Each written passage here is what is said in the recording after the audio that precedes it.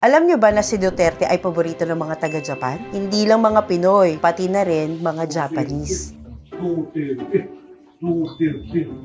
Kaya sobrang daming nalungkot sa nangyari sa kanya ngayon.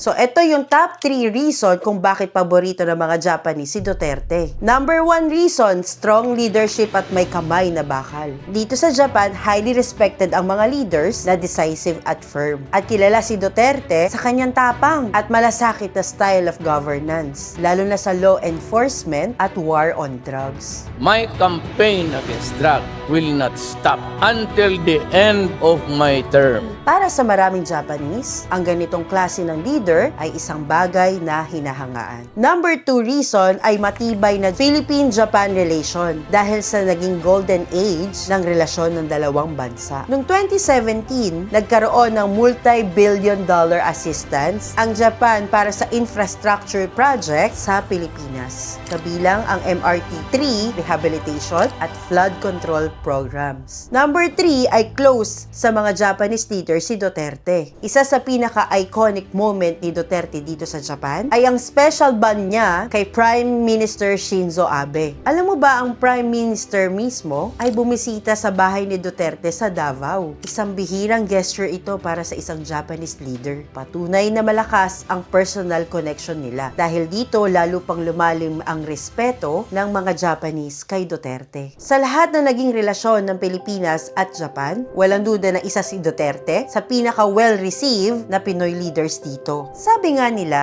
respect is earned, and Duterte certainly made his mark dito sa Japan.